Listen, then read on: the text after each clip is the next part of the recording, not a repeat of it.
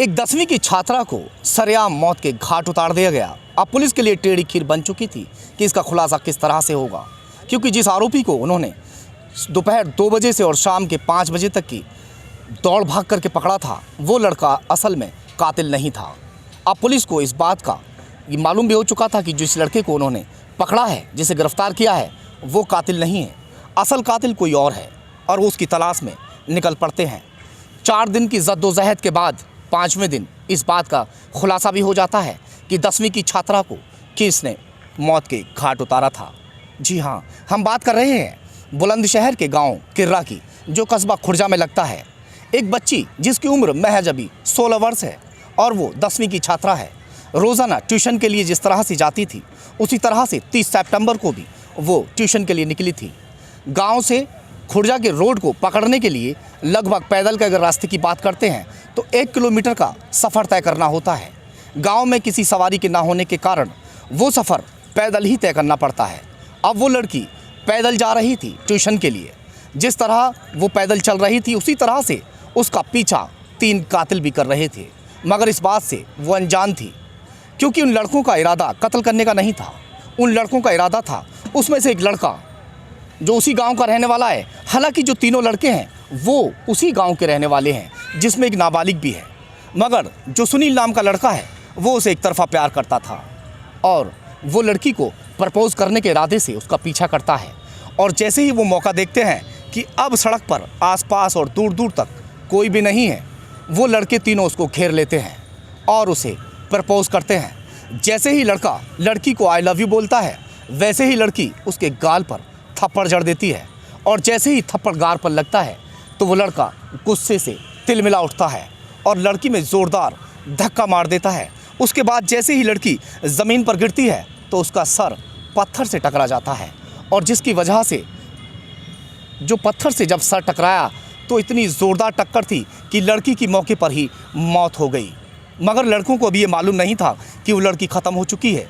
वो उसको टटोलने की कोशिश करते हैं, उसको झकझोरने की कोशिश करते हैं। जब वो नहीं उठती तो अब उन्हें मालूम हो चुका था कि लड़की ख़त्म हो चुकी है और वो घबरा भी जाते हैं। अब उन तीनों ने उस लड़की को पकड़ा और उठा के एक खेत में सड़क के किनारे फेंक दिया और वहाँ से तीनों ही आरोपी तीनों अलग अलग दिशा की ओर दौड़ते हैं। वो इतने शातिर भी थे कि अगर एक दिशा की ओर भागते हैं और किसी भी गाँव वाले उन्होंने देख लिया तो तीनों को घेर कर पकड़ भी लिया जाएगा। इसीलिए तीनों आरोपी अलग अलग दिशा में 3 दिशा की ओर भागते हैं। तो वहीं एक आरोपी को गांव वाले भागता हुआ देख लेते हैं और लड़की, क्योंकि रास्ता जो है वो एक आम रास्ता है और वहां से सैकड़ों की तादाद में लोग गुजरते रहते हैं। एक मियाँ बीवी वहां से उसी दौरान गुजरते हैं और लड़की को जैसे ही वहाँ अचेत अवस्था में देखा, क्योंकि लड़की में बता रहे हैं कि कुछ लोगों का कहना ये था, कुछ लोगों का, कि उस लड़की में सांस थी, मगर वो लड़की शायद ख़त्म हो चुकी थी। वो शोर मचाते हैं, मौके पर पुलिस पहुंचती है और पुलिस सबको उठाकर आनन फानन में वहाँ इलाज के लिए लेके पहुंचते हैं, मगर वहाँ पर जो डॉक्टर हैं वो उसे मृत घोषित कर देते हैं।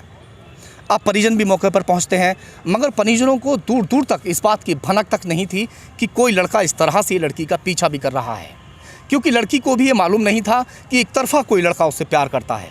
अगर शायद उसको मालूम होता, क्योंकि वो लड़की इस तरह की नहीं थी, अगर कोई उसको मालूम होता कि कोई लड़का उसका पीछा करता है तो वो अपनी बहन से बता भी देती, क्योंकि उसकी बहन है, वो इस बात को साफ साफ कह रही है कि जो मेरी बहन है वो कोई बात हमसे छुपाती नहीं थी। अगर कोई प्रेम प्रसंग का मामला या कोई अदर बात होती वो हमसे ज़रूर इस बात के बारे में बता देती। अब वो लड़की इस दुनिया में नहीं है, मगर पुलिस को हम इस बात की शाबाशी भी ज़रूर देंगे कि जिस तरह से 4 दिन में बड़ी मशक्क़त के बाद में ये खुलासा हुआ है, वाकई काबिल तारीफ़ है। अब इन तीनों आरोपियों को पकड़कर जेल भेज दिया गया है। कितने लोगों को गिरफ्तार किया है और हत्या की वजह क्या रही सर? ये दिनांक 30/9/21 को दोपहर में लगभग 1 से 1:30 के बीच में थाना खुर्जा देहात के किर्रा गांव में एक 16 वर्षीय लड़की जो ट्यूशन पढ़ने जा रही थी, उसकी गांव की ही सीमा में सड़क के किनारे शव मिला था, गड्ढे में सड़क के बिल्कुल किनारे। और उस संबंध में तत्समय मुकदमा लिखा गया और बनाम अज्ञात था। अभियुक्त के बारे में कोई जानकारी नहीं थी।